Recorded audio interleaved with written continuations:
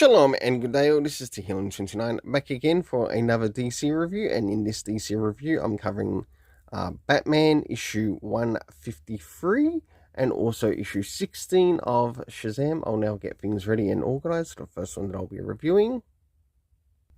So as we move into the first one of Batman issue 153, does this cover in any way, shape or form connect to something that is happening inside with the story? Sure enough it does, to which I give it a 7.5 out of 10. Now it's time to move in relation to the area of the internal art as we have a look around the beginning, middle and of course the end, and also what's happening story-wise with the characters. So as the story begins, we catch up with Bruce Wayne Batman, who's also catching up with Jim Gordon, which is really nice to see. We learn that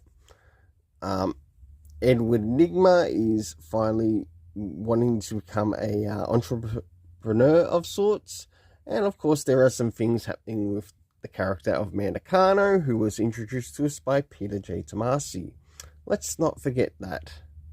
As we move towards the middle of the story, we get to see a course of events that are taking place, things that are happening with Bruce Wayne, plus also things that are happening in the streets of Gotham, plus what Enigma is up to, and last but not least, towards the end, to which we learn that guess who? Mandacano has been shot and killed.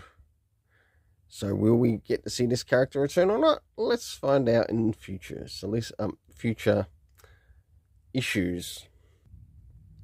So one thing I want to point out is that I actually quite enjoyed the art in this story, to which I give it a 7.5 out of 10. Next is the area of the story itself. Considering how far we are issue-wise, did we get any comic book references? No, because Chip Zdarsky seems to be super bloody lazy about this crap. And the editors too that he's working with. Next is the area of time. Do we get any indication when some of these events are taking place in Gotham? No, again, lazy editors, lazy storytelling. Next is the location. We know it's taking place in Gotham. Next is the cast of characters, to which we have Batman, the Riddler, Gordon, Mayor Nakamura. We also had Miguel. We had Randall Savage, Miguel. We also had, I think it's Vicky Jones, and of course a Commander Star, who's a new character. If it's one thing I want to point out is get Vandal Savage out of Gotham. Right? Make this character more of a Justice League villain character, not a Batman villain character. So for the overall storytelling, I give it a 7 out of 10. One bonus thing I will point out with these issues is that there's no backstory in them. I think that's a big bonus. Save your backstories and whatever else for anthologies. So as we move into Shazam issue 16, does this cover in any way, shape or form connect to something that is happening inside of the story? In some essence it does, to which I give it a 7 out of 10. Now it's time to move into the area of the internal art as we have a look around the beginning, middle and of course the end, and also what's happening story-wise with the characters. So as the story begins, we get to catch up with Billy Batson, Shazam, or the Captain.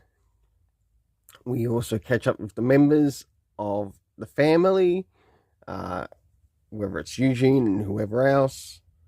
As we start to move towards the middle of the story, we learn that Mr. Mind is also starting to work on making an appearance once again.